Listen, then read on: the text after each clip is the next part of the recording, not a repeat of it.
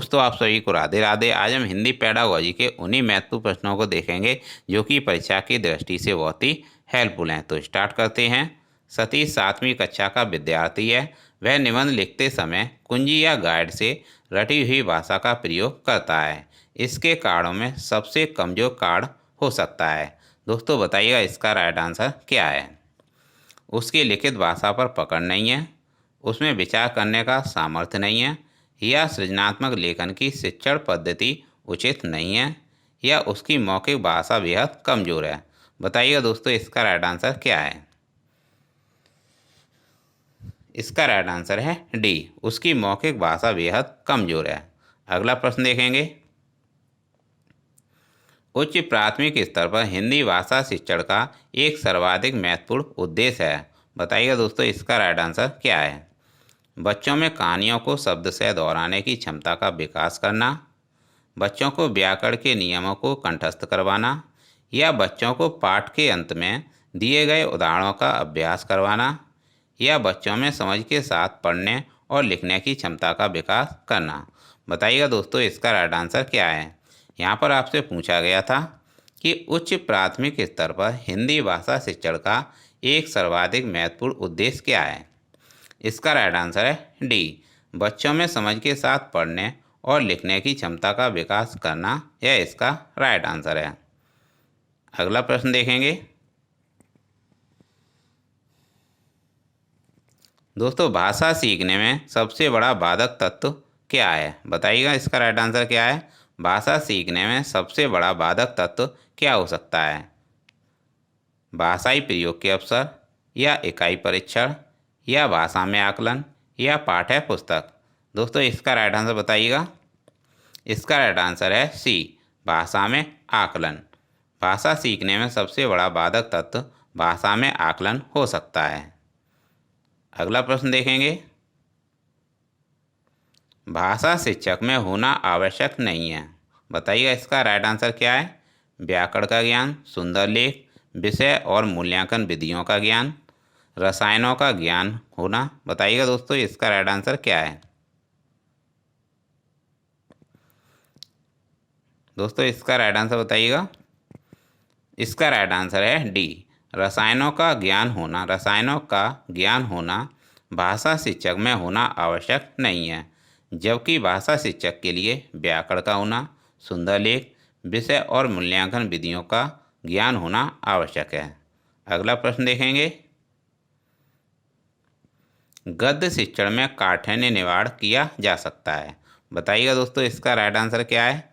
चित्र दिखाकर, वस्तु को प्रत्यक्ष दिखाकर, मॉडल दिखाकर, या उपयुक्त सभी को। दोस्तों इसका राइट आंसर है उपयुक्त सभी। उपयुक्त सभी को दिखाकर गद्य शिक्षण में काठिन्य निवारण किया जा सकता है। किस किस के द्वारा। चित्र दिखाकर, वस्तु को प्रत्यक्ष दिखाकर, और मॉडल दिखाकर।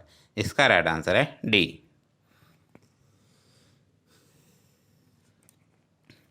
दोस्तों प्राथमिक स्तर पर कविता शिक्षण उपयोगी नहीं होगा। बताइएगा इसका राइट आंसर क्या है।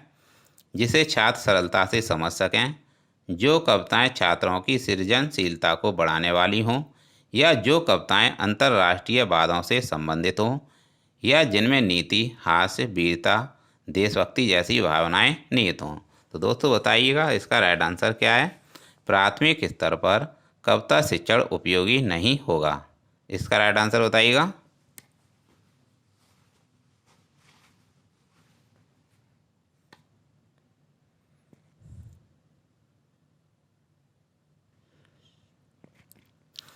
दोस्तों इसका राइट आंसर है सी, जो कविताएं अंतर्राष्ट्रीय वादों से संबंधित हों।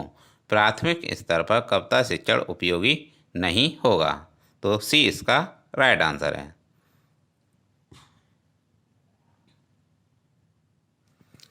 भाषा सिखाने का सही क्रम है। बताइएगा दोस्तों भाषा सिखाने का सही क्रम क्या है। दोस्तों इसका राइट आंसर है बी, श्रवण करना, बोलना, पढ़ना, फिर लिखना।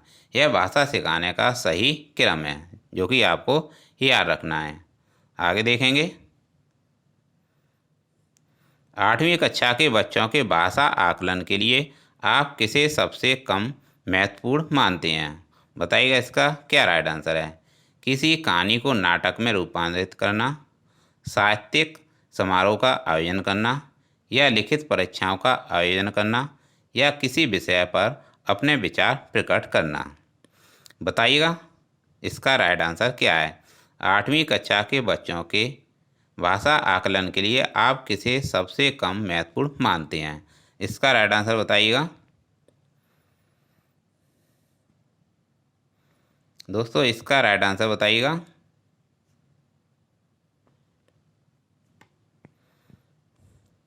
दोस्तों इसका राइट आंसर है बी, साहित्यिक समारोह का आयोजन करना। यह इसका राइट आंसर है। तो दोस्तों याद रखिएगा, 8वीं कक्षा के बच्चों के भाषा आकलन के लिए सबसे कम महत्वपूर्ण मानते हैं साहित्यिक समारोह का आयोजन। यह इसका राइट आंसर है। अगला प्रश्न देखेंगे।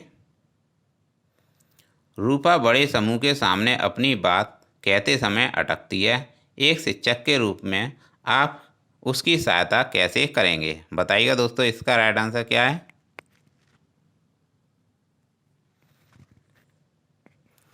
इसका राइट आंसर बताइएगा। प्रारंभ में छोटे छोटे समूह में बात करने के भरपूर अवसर देंगे, या उसे बार बार समझाएंगे कि बड़े समूह में किस तरह बोला जाता है। उसमें बलपूर्वक आत्मविश्वास उत्पन्न करेंगे, जो कि यह हो नहीं सकता। उसे हमेशा बड़े समूह के सामने बोलने के लिए कहेंगे, यह भी नहीं हो सकता। अब यहाँ पर 2 ऑप्शन रह गए। बताइएगा इन 2 में से राइट आंसर क्या होगा।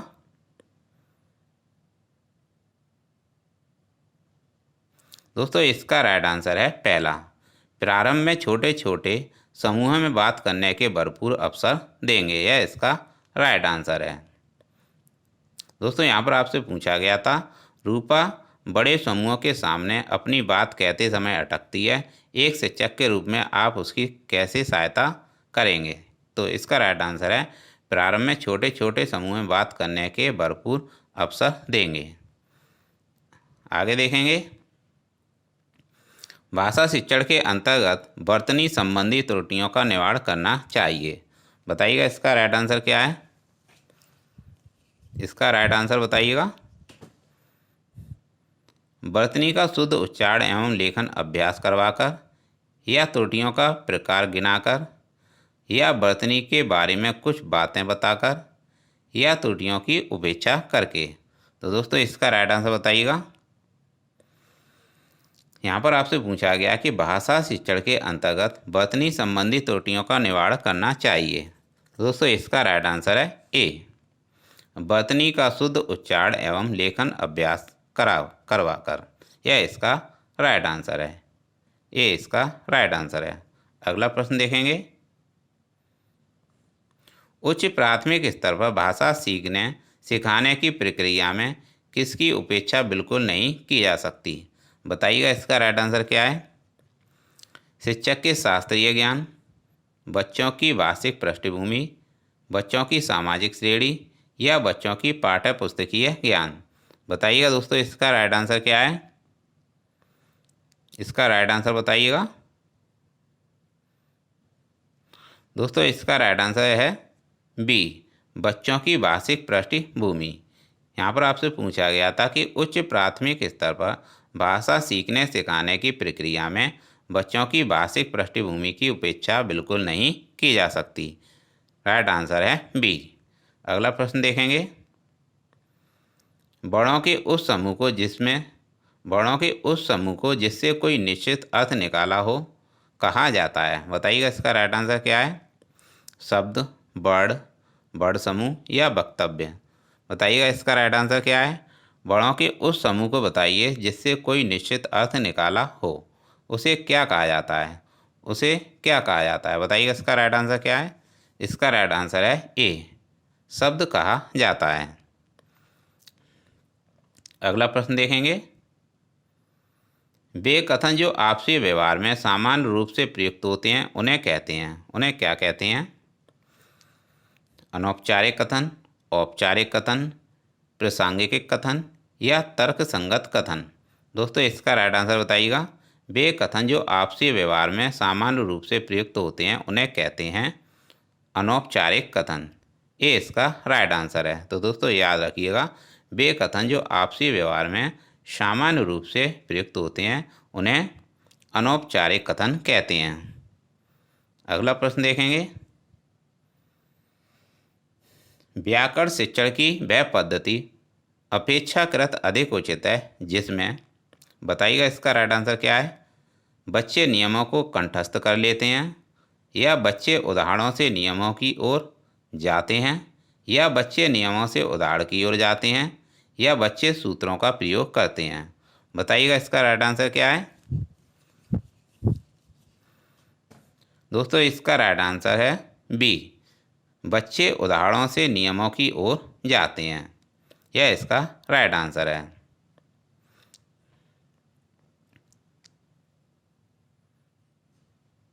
तो दोस्तों याद रखिएगा कि व्याकरण शिक्षण की वह पद्धति अपेक्षाकृत अधिक उचित है जिसमें बच्चे उदाहरण से नियमों की ओर जाते हैं। अगला प्रश्न देखेंगे, बच्चों में भाषा प्रयोग की दक्षता विकसित करने के लिए आवश्यक है उन्हें सुनने और बोलने की पूरी आज़ादी हो, या उन्हें कविताएं याद हों, या उन्हें मुहावरे याद हों, या वे किसी वक्ता के साथ रहते हों। दोस्तों इसका राइट आंसर बताइएगा।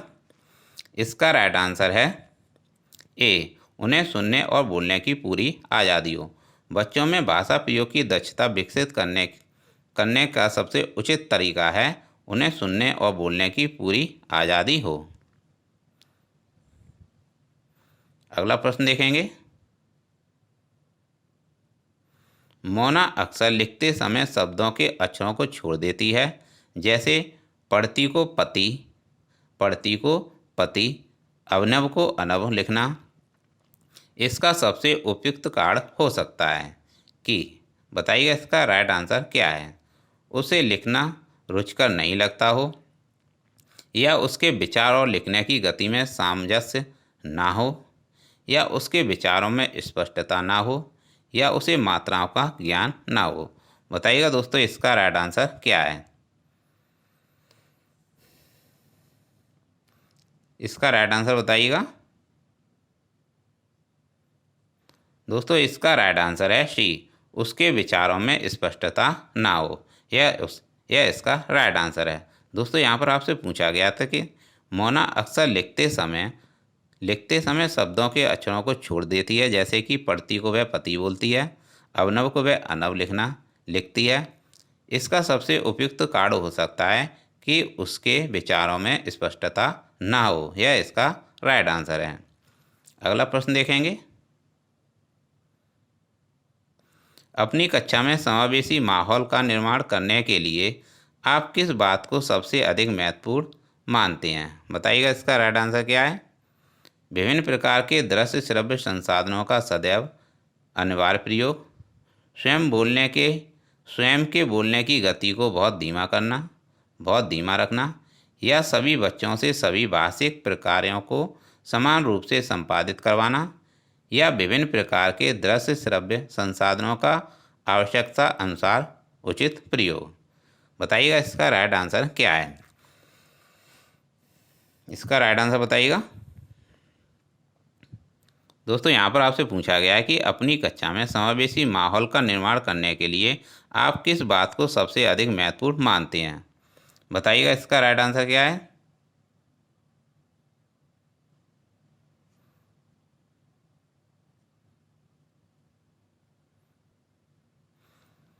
दोस्तों इसका राइट आंसर है डी, विभिन्न प्रकार के दृश्य श्रव्य संसाधनों का आवश्यकता अनुसार उचित प्रयोग। यह इसका राइट आंसर है। तो दोस्तों याद रखिएगा, डी इसका राइट आंसर है, विभिन्न प्रकार के दृश्य श्रव्य संसाधनों का आवश्यकता अनुसार उचित प्रयोग। यह इसका राइट आंसर है। अगला प्रश्न देखेंगे, हिंदी साहित्य के इतिहास के संबंध में modern vernacular literature of Hindustan किसने लिखा है। Garcin de Tassy, George Abraham Grierson, Suniti Kumar, Dhirendra Varma. दोस्तों इसका राइट आंसर बताइएगा। Modern vernacular literature of Hindustan किसने लिखा है। दोस्तों इसका राइट आंसर है बी, जॉर्ज अब्राहम ग्रियर्सन ने लिखा है। यह इसका राइट आंसर है। अगला प्रश्न देखेंगे दोस्तों, प्राथमिक स्तर पर कौन सी गतिविधि बच्चों की मौखिक अभिव्यक्ति के विकास में सबसे कम प्रभावी है? घटना वर्णन करना, कहानी को शब्द से दोहराना, कहानी को अपनी भाषा में कहना, या चित्र देखकर कहानी लिखवाना। बताइएगा दोस्तों, यहाँ पर आपसे पूछा है प्राथमिक स्तर पर कौन सी गतिविधि बच्चों की मौखिक अभिव्यक्ति के विकास में सबसे कम प्रभावी है। इसका राइट आंसर बताइएगा। इसका राइट आंसर है बी, कहानी को शब्द से दोहराना। यह इसका राइट आंसर है। अगला प्रश्न देखेंगे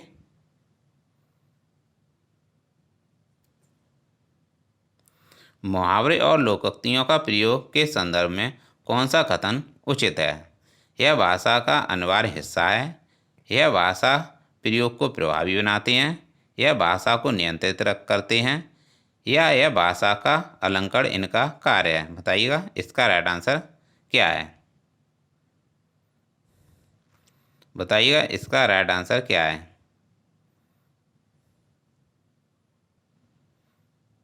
दोस्तों इसका राइट आंसर बताइएगा।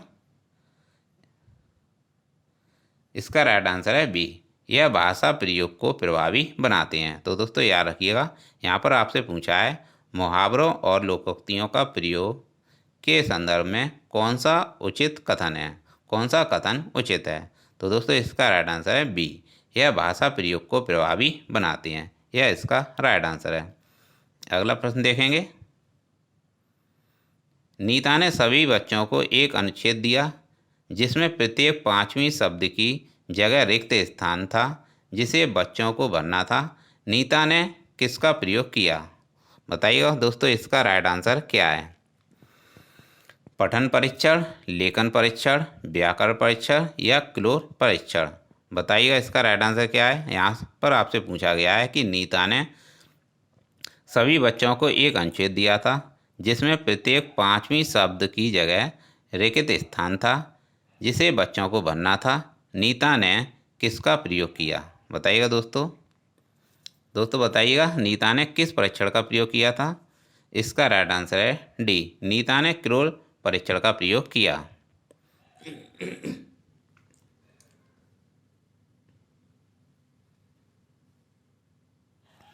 दोस्तों बच्चों में की माध्यम से लेखन कौशल का विकास किया जा सकता है। बताइएगा दोस्तों बच्चों में किस माध्यम से लेखन कौशल का विकास किया जा सकता है? रेखांकन, चित्रांकन, चित्रांकन लिपि चिन्हों, या रेखांकन लिपि चिन्हों का, या लिपि चिन्हों या अक्षर बनावट का। दोस्तों इसका राइट आंसर बताइएगा। इसका राइट आंसर है ए, रेखांकन और चित्रांकन। बच्चों में रेखांकन और चित्रांकन के माध्यम से लेखन कौशल का विकास किया जा सकता है। ये इसका राइट आंसर है, रेखांकन और चित्रांकन। अगला प्रश्न देखेंगे दोस्तों सुनीता अक्सर सा को साह बोलती है। सुनीता की भाषा शिक्षिका के रूप में आप इस स्थिति के बारे में क्या कहेंगे? बताइएगा इसका राइट आंसर। दोबारा से समझ लीजिएगा। सुनीता अक्सर सा को सा बोलती है, सा को सा बोलती है, और सुनीता की भाषा शिक्षिका के रूप में आप इस स्थिति के बारे में क्या कहेंगे? भाषा का त्रुटि का होना, क्षेत्रीय भाषा का प्रभाव, भाषा का ज्ञान का अभाव, या भाषा प्रयोग में लापरवाही। इसका राइट आंसर बताइएगा।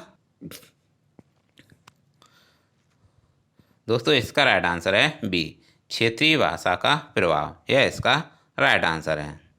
अगला प्रश्न देखेंगे निम्नलिखित में से कौन सा प्रश्न बच्चों की भाषा क्षमता के विकास में सर्वाधिक सहायक है? बताइएगा इसका राइट आंसर क्या है। डाल डाल का उपयोग करते हुए वाक्य बनाओ। तितली कली के पास कब गई होगी और क्यों? तितली और कली ने क्या खेल खेला? तुम्हारी मनपसंद किताब कौन सी है? तो दोस्तों बताइएगा निम्नलिखित में से कौन सा प्रश्न बच्चों की भाषा क्षमता के विकास में सर्वाधिक सहायक है? दोस्तों इसका राइट आंसर बताइएगा। दोस्तों इसका राइट आंसर है बी, तितली कली के पास कब गई होगी और क्यों? यह इसका राइट आंसर है, जो कि बच्चों की भाषा क्षमता के विकास में सर्वाधिक सहायक है। आगे देखेंगे।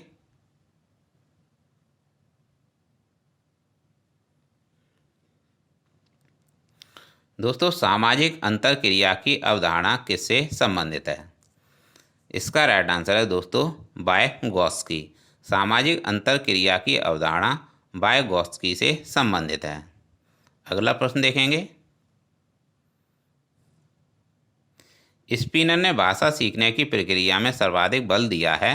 किस पर बल दिया है बताइएगा दोस्तों। स्पिनर ने भाषा सीखने की प्रक्रिया में सर्वाधिक बल दिया है अंतःक्रिया पर, अनुकरण पर, भाषा अर्जन क्षमता पर या रचनात्मक पर। बताइए दोस्तों, इसका राइट आंसर क्या है?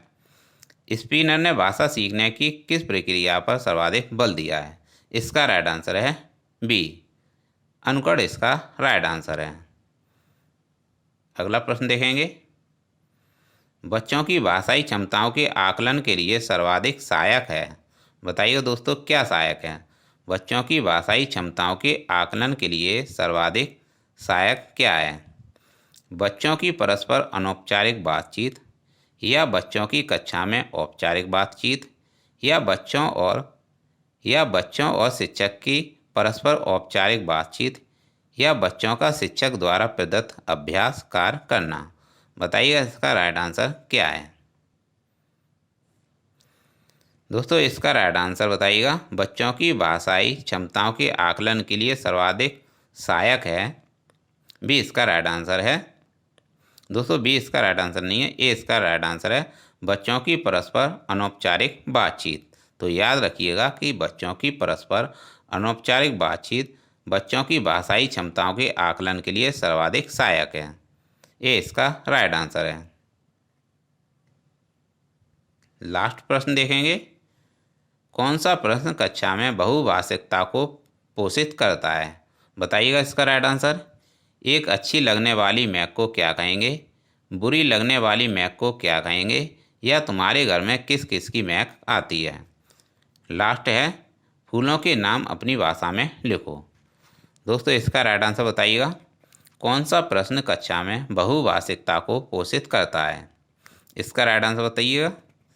दोस्तों, इसका राइट आंसर है डी, फूलों के नाम अपनी भाषा में लिखो। यह प्रश्न कक्षा में बहुभाषिकता को पोषित करता है। तो दोस्तों, ये थे हिंदी पेडागोजी के महत्वपूर्ण प्रश्न, जो कि आपको आगामी परीक्षा में देखने को मिल जाएंगे। दोस्तों, ऐसे ही प्रश्न आपके लिए लाते रहेंगे। प्लीज़ चैनल को सपोर्ट करने के लिए लाइक और सब्सक्राइब जरूर करें। तो दोस्तों, मिलते हैं नेक्स्ट क्लास में। Thanks for watching. तो दोस्तों, चैनल को लाइक और सब्सक्राइब जरूर करें, क्योंकि चैनल अभी ग्रो नहीं हुआ है। तो आपसे ही उम्मीद है, जब आप हमारा साथ देंगे तो ऊपर वाला भी आपका साथ देगा। Thanks for watching.